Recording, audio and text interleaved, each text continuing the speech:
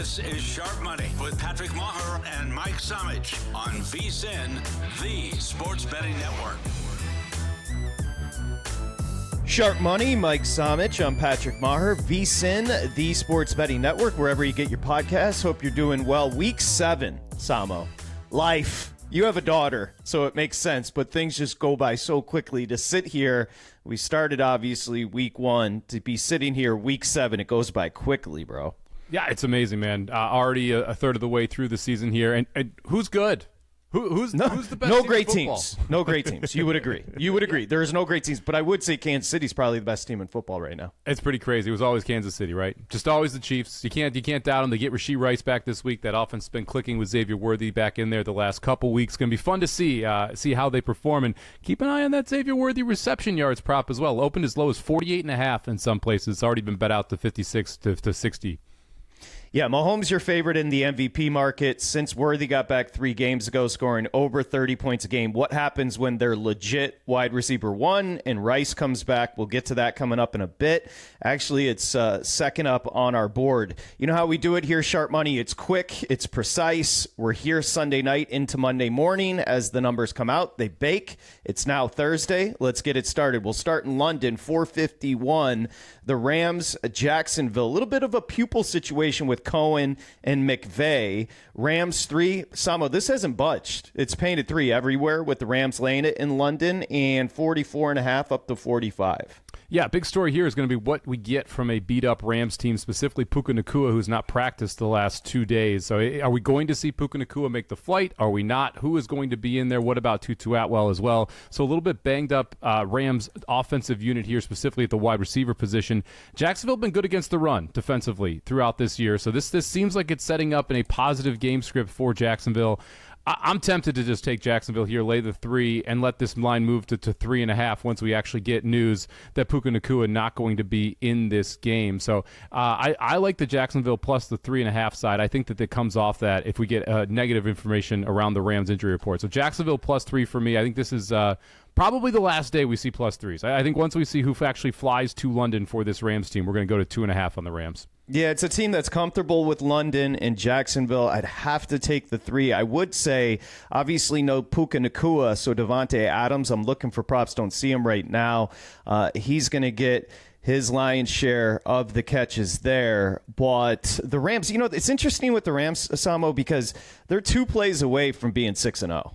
It's just such a fascinating team. It really is, and I love what they're doing offensively. They're rolling out Stafford quite a bit to be able to kind of cover up some of the warts on the offensive line. The defensive front for the Rams, very good as well. It's going to be an interesting game here. Total sitting at 44.5. Kind of lean toward the under just because I don't fully trust this Jacksonville offense. But it is going to be interesting to see what we get from a receiving prop perspective. I think Jordan Whittington is the guy that I want to look at from the Rams perspective. I think picks up a lot of the slack if you do end up missing Tutu Atwell and Puka Nacua in this spot. Of course, we'll get to Pittsburgh and Cincinnati for those of you downloading the program today on a Thursday, kicking off Week 7, which we'll get to here in just a bit. Hey, just officially completely rule me out on these international 6:30 starts because the conversation was about how bad and pathetic the Jets were. That game was gettable against Denver. I'm supposed to think Denver's a good football team with a defense that is historic with sacks, yet the Jets are still in it with net negative 10 passing yards. That's what I would say about those London games. 453, the aforementioned Kansas City Chiefs. They're going to lay a price here, 11.5. It's Vegas. Even when the Chiefs were rolling, Vegas has always just jumped up and done something, even in Kansas City, and this is in Kansas City. 11.5. Pinnacle, to be fair, is 13. Maybe a clear and pure number there with Kansas City, 45.5. Yeah, it hasn't backed off that 13, too. Pinnacle was 13 when we talked about this game on Sunday night. And they're like, nah, we're just going to hang out here. We'll be over the market. You guys can go ahead and you can lay it, or you can take the 13 with the Raiders if you like. I have this game at 12, like 0.2-ish for Kansas City. So there is some value on the Kansas City side to me. I'm a little closer to the Pinnacle line than the 11.5 that's available the majority of the places in the market. I don't know if it's a big enough edge to bet Kansas City here, though. If this ever got to 10, I would be playing Kansas City. But after 10, the advantage of capturing 12, even 11, not key numbers inside the NFL. These are games that I'm not usually in love with playing. Sounds like we're not going to have Brock Bowers another week for this Las Vegas Raiders team. The offensive line's been a mess for the Raiders. I expect Kansas City to be able to stop Genti and be able to put pressure on Geno Smith. And you're dead on. Like, this is a Raiders team that's traditionally just played the Chiefs tough, no matter who was on the field on either side. If we ever get a Chiefs 10, I'll lay it. If not, this is one of those where I'll keep an eye on that Rice prop. Again, 48.5 was the open. That was an easy overplay. We've now seen places reopen it anywhere from 56.5 to 60.5 on the receiving yards for Rashee Rice. At that number, I want to watch one. If you can find the 48.5, which was at MGM, it's still anywhere around there. I would go ahead and take the over there. But this should be a Kansas City win, and I'm looking at the second half under, Patrick. If we get a Kansas City lead early, I don't see how this game, like, Kansas City likes to sit on the football in the second half with a lead, and this isn't a Raiders team that I'm worried about being able to put in multiple touchdowns once we get into garbage time. You know, it's interesting to see two sharp shops, circa 11.5 and Penny 13. That, to me, is interesting. Michael, our producer's dad, Steve Cohen's a huge Raiders fan. Not a good year. And Geno's confidence. I mean, he had one pass beyond 10 air yards last week, which is unbelievable. He's gun shy. Mm-hmm. The offensive line is bad. The Chiefs' pass rush is probably underrated, and I don't think the Raiders' secondary is equipped to now handle what is a very diverse offense. You bring back Rashee Rice. It's not an official play, but the 11.5 over at Circa and DraftKings is probably what I would do. 455 and laying it, by the way. Miami, your Dolphins at Cleveland. This one's juicy. 2.5. You do have a 3 at Penny on Cleveland, and a total which is reminiscent of 2036.5. Yeah, this is now that we're into middle October, Patrick, time to start talking about the weather. And the weather in Cleveland often can play a role in these games. Reports were that we could see 40-mile-per-hour winds in pregame warmups, gusting as high as 40 to 50 miles per hour. Right now, the forecast that I trust the most is saying that we're going to get rain throughout. That's likely about anywhere from a quarter of an inch to a full inch of rain, depending on what part of the storm. And there's going to be wind. Modest winds between 10 and 15 miles per hour during the game, with gusts that could be significantly higher. That is bad news for offenses, and we've seen in Cleveland the wind really affect teams that are trying to be able to put points on the board. Miami, we've seen play very poorly when you're sitting in these situations as well. It's why we're seeing this total be bet down to the level that it has been, with the look ahead was 41.5. As you mentioned, we're all the way down at 37.5 now. I bet the Dolphins plus 2.5 when this came out. I still like the Dolphins side just because I don't think that Cleveland should be laying 2.5. However, the weather does make me a little less enthusiastic about it because it takes any advantage they had in the passing game. That's going to downgrade that ability for them. I do like Quinshon Judkins props. I like Achane props. This is going to be a run-heavy game if we do end up with winds that are gusting up to 40 miles an hour. If that's the case, then I think you look at the running backs here from a carries perspective, because I'd be surprised if the quarterbacks do much with their arms. Yeah, first off, I'd like to, whenever you're not on camera, I'm talking trash about you. So just like Tua, I'd like to officially say that's my mistake. I'm sorry. Good job on the weather. But because of what I just said about the trash talk, I think Miami's a freaking disaster. You beat me head-to-head with Cleveland last week, and I'm going back to Cleveland. Lay the 2.5.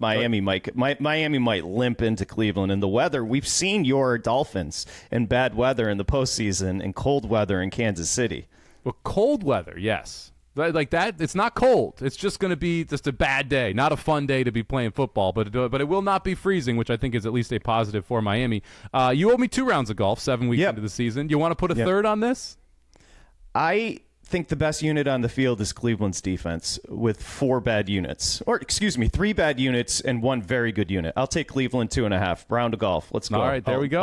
I'll mitigate one of them. At what point are you actually going to come up here and pay off some of these rounds of golf? If I get to like 6 here, do you finally come up? I'm going to leave in 27 minutes. I'll be there. I'll set up the twilight time. Don't call my bluff. 457, Michael's Patriots at Tennessee. We know the story now. Callahan finally put out the pasture. It's going to be McCoy For the old heads, remember, I believe it was San Diego back in the day. He's now coaching in Tennessee. It's a freaking disaster. 7, you will find a 7.5 at Pinnacle with New England laying it. It's the revenge spot for Vrabel, and 42 on the total. Fascinating game, Patrick. Just Very. Absolutely fascinating. You mentioned revenge spot for Vrabel, so that's a plus for New England. However, this is their third straight road game at Buffalo, at New Orleans, now at Tennessee. That's not easy to do. That's a minus for New England. And then traditionally, when you fire your head coach, you get the dead cat bounce, the head coach bounce, whatever you want to call it. That's been a very hot trend inside the NFL betting world, that you're going to get a more spirited effort out of the team whose coach was fired.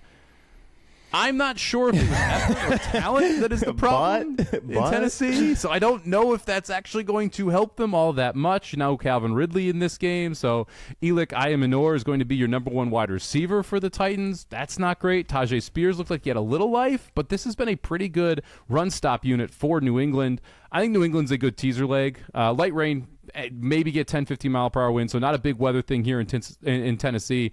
I like the Patriots as a teaser leg, and I will probably end up using them in at least some fashion in Survivor as well.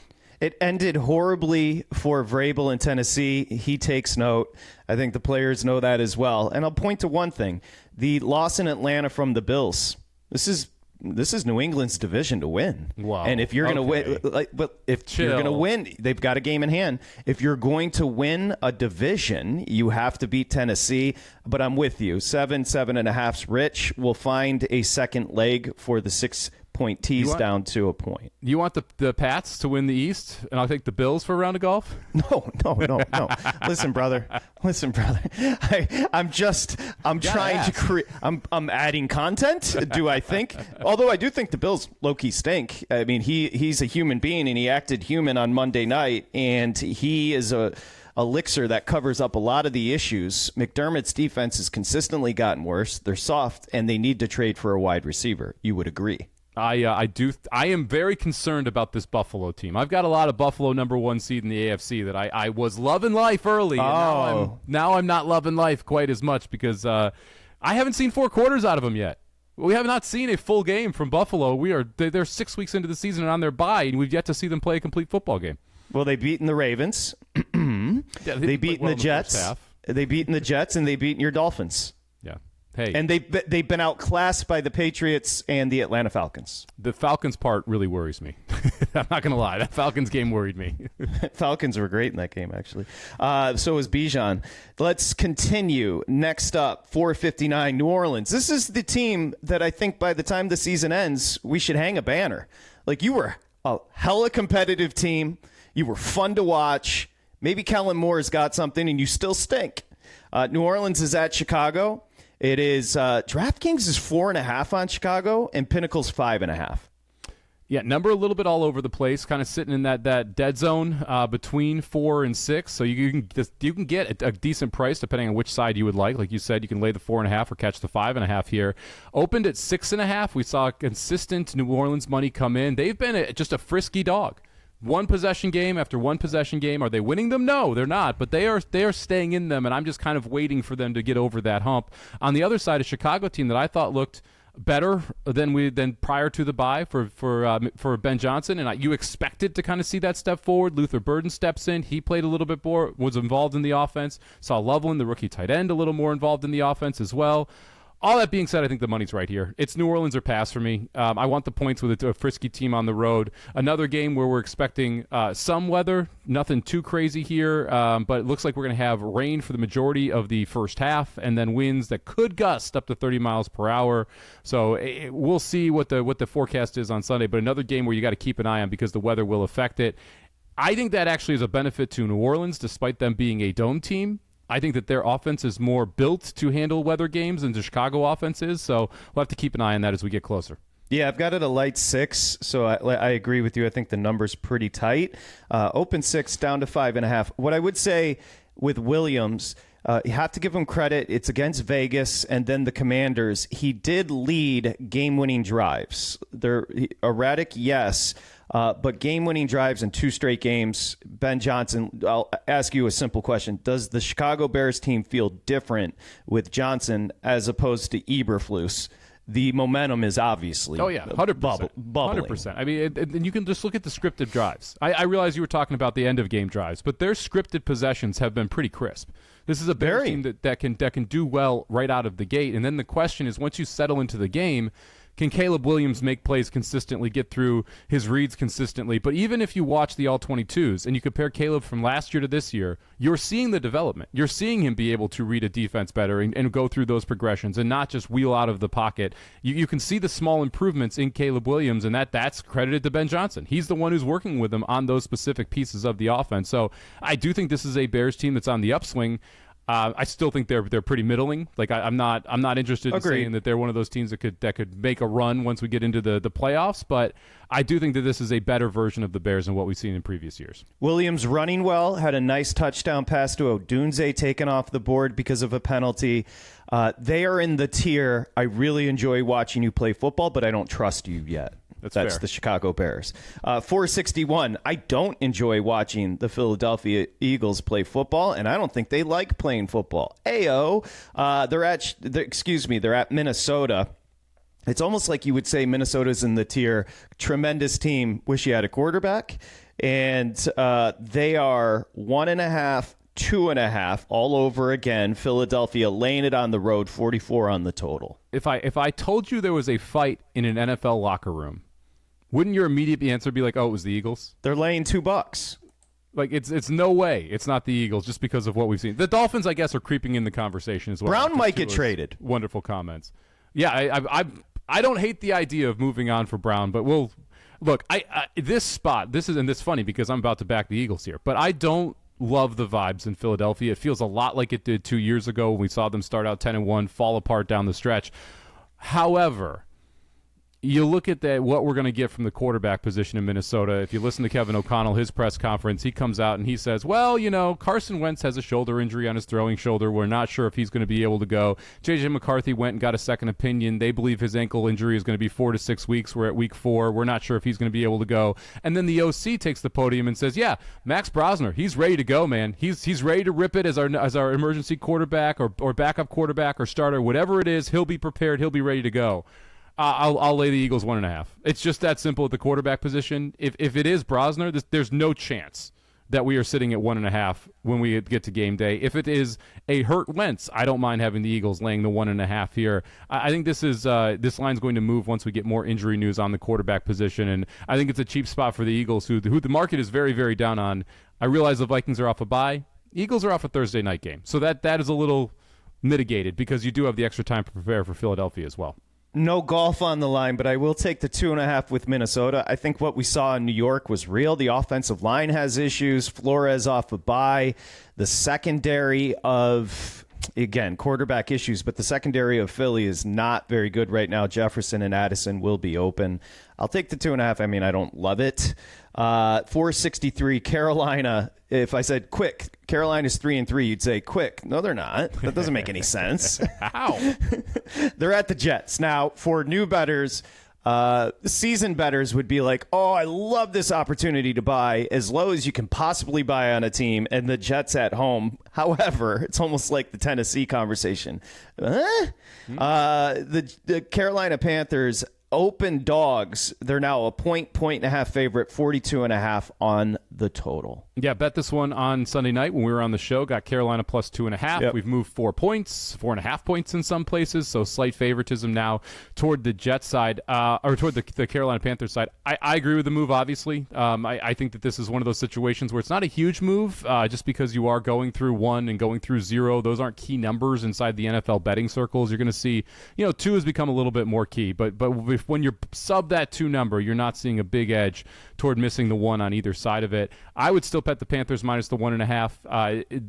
I don't believe in the Rico Dowdle thing, but at the same time, they're able to move the football. They've been able to do it the last 2 weeks, and this defense that I thought would be much maligned this year, they're stopping the run better. They're starting to get pieces back. I lean toward the under here, and I like Carolina on the side. Yeah, Mike, the one thing Carolina does do, you mentioned they're starting to stop the run, but they don't allow quarterbacks to run. And I think if Fields is going to play, the only way he has a chance is if he gets loose with his legs. The fact that they're not playing Tyrod Taylor here, that would be a completely different handicap. I like Carolina. The reason we do sharp money on Sunday nights into Monday morning and then Thursday is because we both like Carolina catching. I'd lay the point with Carolina here. 465. The Colts are at the Chargers. Very interesting game. Two teams in the AFC that feel like they're in contention, obviously. One loss for Indianapolis, maybe a soft schedule. 1.5 to the Chargers, 48.5 on the total.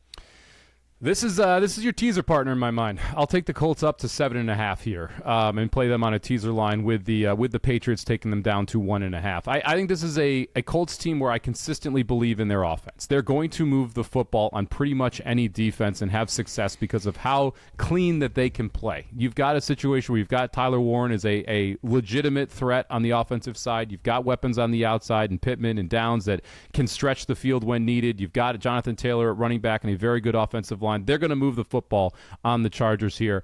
I don't trust this Indy defense. If you've been watching the show, I think I've gone over on Indy 4 straight weeks. We've cashed 3 of the 4, and the other one probably should have cashed but did not because A.D. Mitchell dropped the ball at the goal line. If this goes to 48, I'll take the over here. If not, I'll just tease up the Colts and go in that direction. You still got a really banged-up offensive line on the Chargers side as they're missing Joe Alt, and Joe Alt, who's supposed to be back in a couple weeks now, but you're also missing 2 or 3 interior offensive line pieces as well. Quentin Johnson expected to play for the Chargers. We'll see if he ends up being a go. But this is a Colts team that should be able to move the football on a zone defense from the Chargers that is just not going to be as effective against the run as I think they would like. So I like the Colts on teaser legs here to plus 7.5.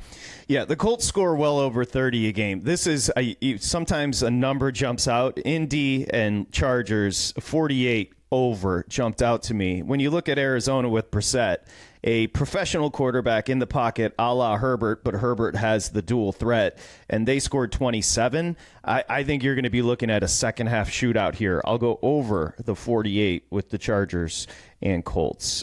Next up, 467, the Giants. Some vibes, your word there, at Denver. Again, we have to be careful with Denver. All the conversation was about the Jets, and Denver was horrific in that game offensively. Yeah, Denver. Go ahead. Denver looked awful offensively, and Denver looked awful. Bo Nix doesn't look like a NFL quarterback in spots so far this season, and that was another example where should have been able to take advantage of the Jets' defense. They had been atrocious heading into that game and just couldn't do it. They were down at one point, was it 11-10 in that game? Like it's awful play by Denver on the offensive side. Now they have to travel back home from London, and they get a Giants team that is rejuvenated, Patrick. This is 7.5. Let me just take 7.5. You can find a 7 if you want to lay it with Denver. Mike, you can find a 7.5 if you want to take it. I don't really want to. I'm sorry, Mike. I thought I lost you there for a second. Just let me finish up my thought. One thing about Denver is the sacks. They're through whatever it is, 6 weeks. They're tied with the 2013, I think, Giants at the time for most sacks. So they're getting to the quarterback. But again, I don't really trust the offense. 40.5, I probably would lean under. Yeah, I would lead under as well. These are 2 good defensive lines that can get pressure on the quarterback. We saw Bo Nix struggle with that last week against the Jets. And Jackson Dart, when he has faced pressure, he's taken off. We've been talking about Jackson Dart rushing yard over props. He's undefeated in his NFL career on his over in the rushing yard prop. This is the week you don't bet him because this Denver defense is excellent stopping quarterbacks running the football. We saw last week Justin Fields go way under his 41.5. We saw Daniel Jones go under against this team. We saw Herbert go under against this team. This is a Broncos team that's going to limit the Jackson Dart runs. And if that's the case, all of a sudden this is a very different looking Giants offense, right? I love Scadaboo and Dart, the Bash brothers, right? We'll go to that nickname for them because they're just going to look for contact and try and hit you. But this isn't the right matchup for them, especially when you look on the outside and you really don't have any threats down the field. It's going to be a Denver team that is going to play 8 in the box and say, okay, bring it, guys. Let's see if you can move us. I'm not sure they can. I agree with you. I think under is the look here. Yeah. The next one up is 469. The Commanders are at the Cowboys. This is a very fascinating game. It's 1.5 with the Commanders laying it. Does McLaurin return? That is going to be a game time decision. Does Lamb and Turpin return. I actually do think the 2 receivers return for Dallas. Let's first appreciation to Dak. He has been so good. But the Cowboys are 0-3 when they don't score 37 points. That's why, Mike, you see an elevated 55.5 on the total. Elevated is barely even enough respect to how high this total is. I mean, this is ridiculous. The look ahead was 52.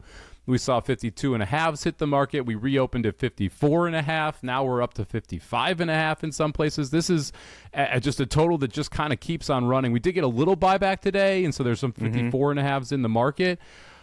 It's so hard for me to say play the over on 54.5, so I'm not going to go there. Man, I lean toward Dallas here, especially if I can get there's 2.5 out there at BetMGM. There's a 2.5 out there at DraftKings as well. I think Dallas can score on Washington. I still think Washington. I'm kind of living with my past impression of them last year, where I'm like, this isn't actually a good team. And before the season started, I talked about how they were a team that won a bunch of one-score games against bad teams last year. This just kind of feels like a shootout.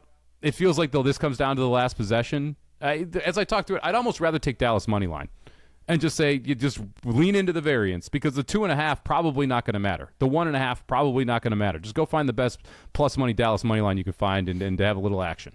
Yeah, I think you laid it out well. I think part of this number, first off, Jaden did everything he could. He did have the pick and the fumble late, but he was great in the game against Chicago. That is a short week for Washington. I think a little bit of them being favored in Dallas is perception from last year. It's a literal coin toss this game. I'll take Dallas at home. That's what I would do. 471 Green, and probably money line as well. Just forget the 1.5. 471 Green Bay. Your Packers are at the Cardinals. 6.5. Packers laying it, and 44.5 on the total. This Packers team is kind of tough to rate, aren't they, Patrick? They very much are. We saw that dominant effort from a defensive perspective against the Lions. We haven't seen that version of this Packers defense since. You look at that. You watch that game against Cincinnati last week, and they're up 10-0 at half. However, they had the ball 3 times. They moved it straight down the field twice. The third time there was a fumble. That's the only thing that stopped them from going in and scoring. They could have been up 17. They could have been up 13. Whatever it is, but been 3 for 3 with their offensive possessions.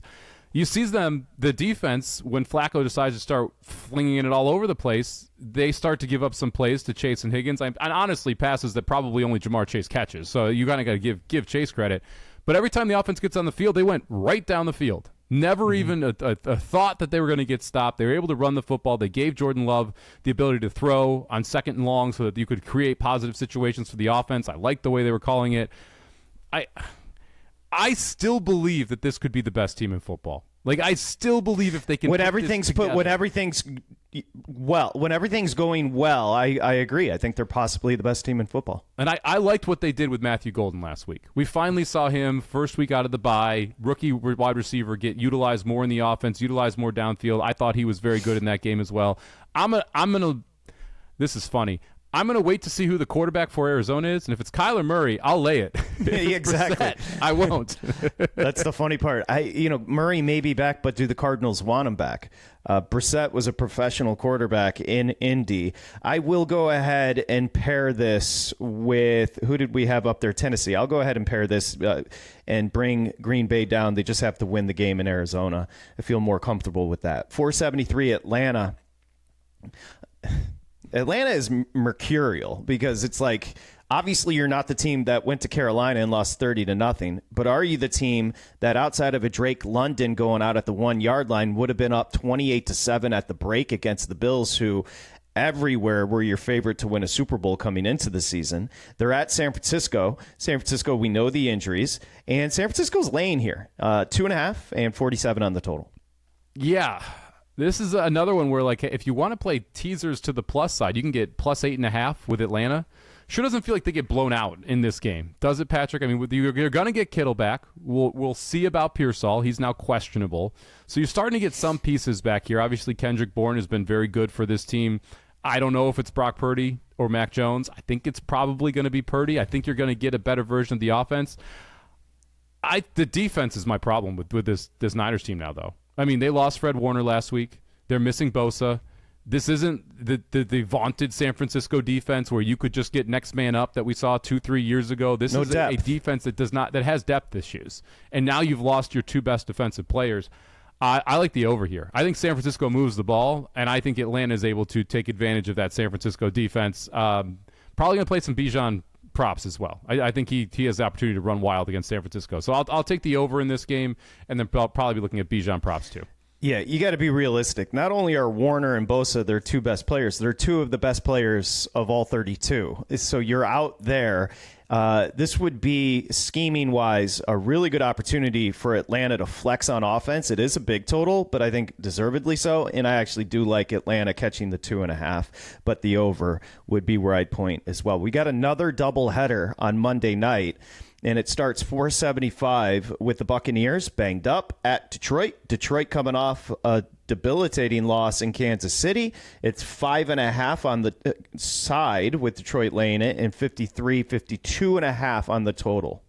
Fascinating injury reports here, right? Because you've got a Detroit secondary that's just been decimated, right? You're down to your fifth-string cornerback in some spots. Branch gets suspended after smacking Juju on the head at the end of that game against Kansas City last week. So you have secondary issues for Detroit.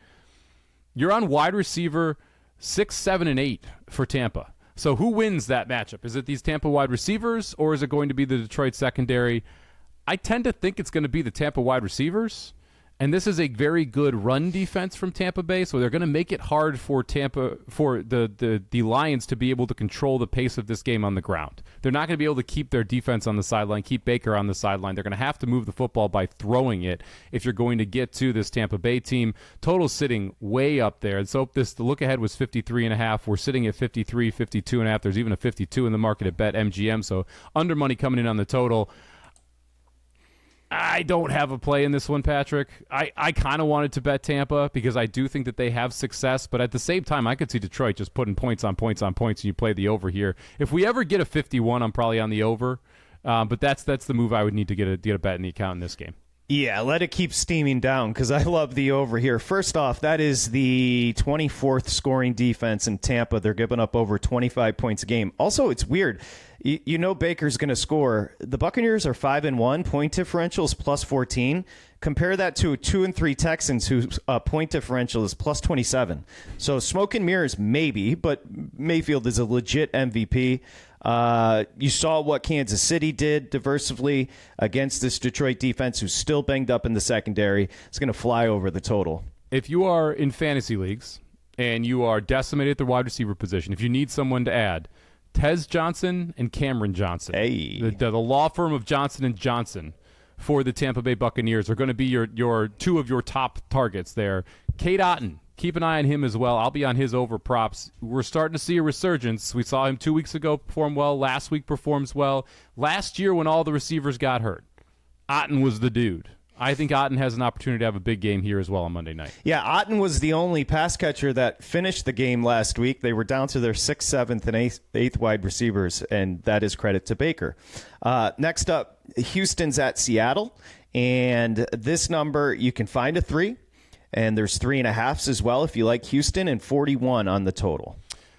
Well, we have a better number with Seattle. We talked about that on Sunday, so we got in at 2.5, which now we're at the 3. We'll see if we go through 3. I wouldn't be shocked if 3.5s pop at some point here, as we already are seeing the market move on a couple books to get to that, but they're heavily juiced on the plus 3.5. I think you can get a plus 3.5 at MGM, minus 125.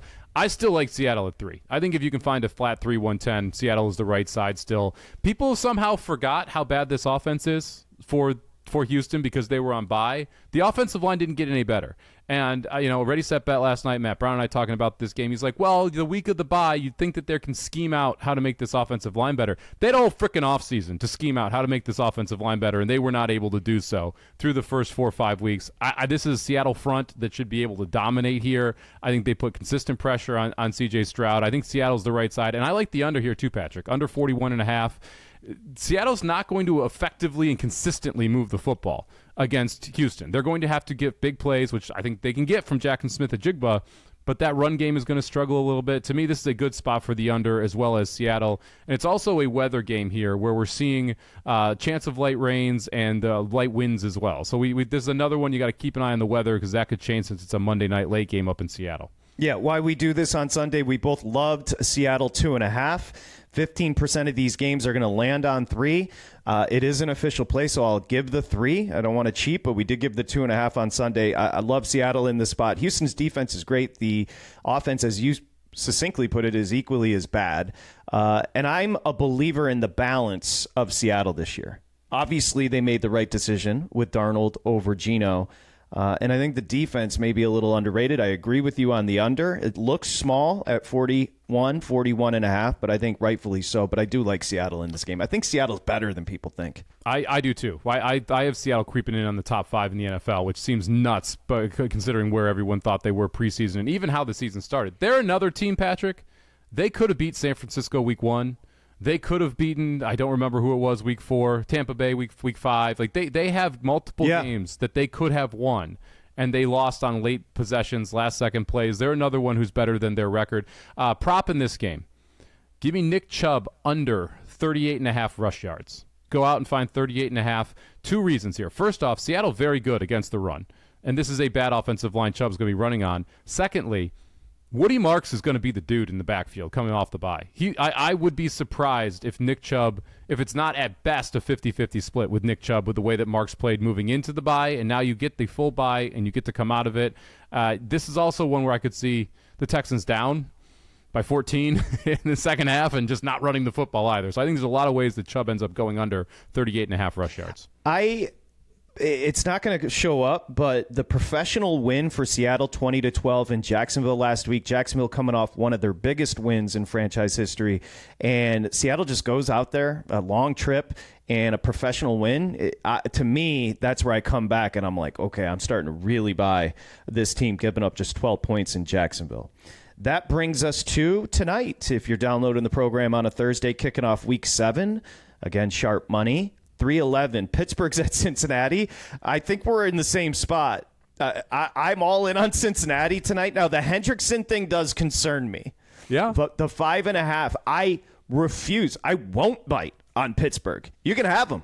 You can have Pittsburgh. I thought what you saw in the second half where Flacco just quickly getting rid of the ball and Chase making plays, I think it continues tonight. I think they stay within that number, may just win the game. Give me Cincy plus 5.5. Yeah, close your eyes, hold your nose, and click the button. Take the points with the dog here. This is not a fun Bengals team to watch. The defense stinks, but the Flacco piece of it in the second half last week against a better Green Bay defense was awfully fascinating because he's like, you know what?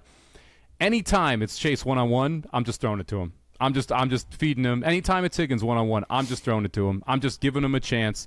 I think that's what you're going to see from Flacco in this game as well. They're going to let him sling it a little bit more than what we saw in the first half against Green Bay because that is their best chance for success here. It's to get the ball to your best players in Higgins and Chase. Do they win tonight?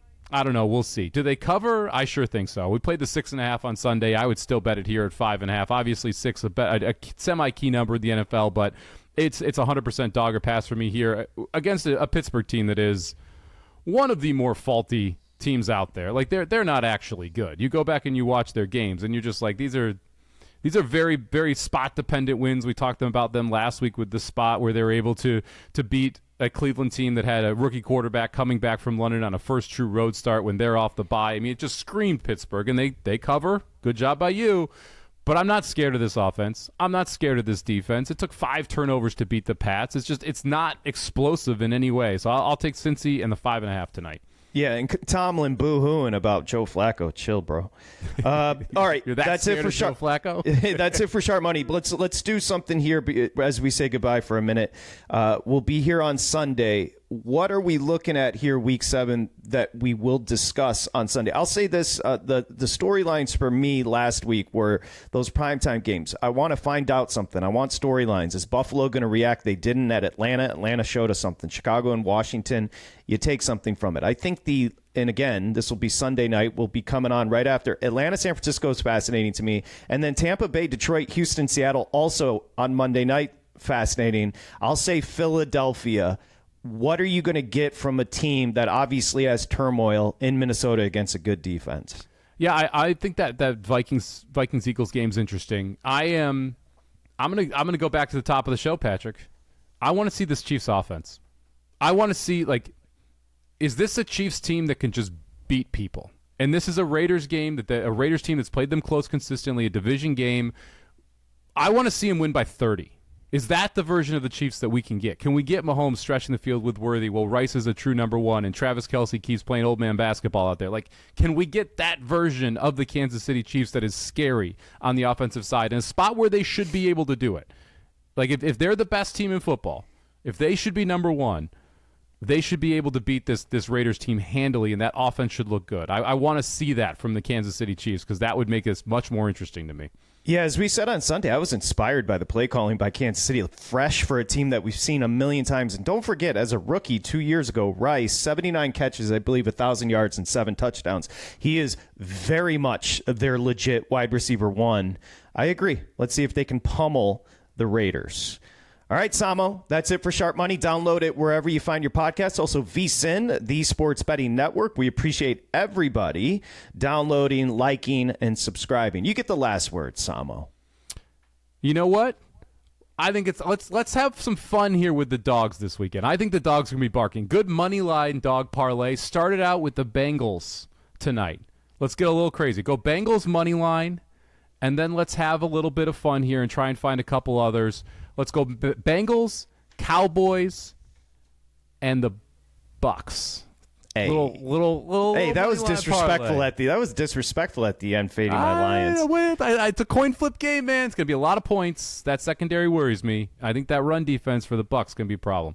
All right, final word from Samo. I wrote it down for Sunday night. Will the dogs be barking? We'll have the answer then. Sharp Money, VSiN, the Sports Betting Network.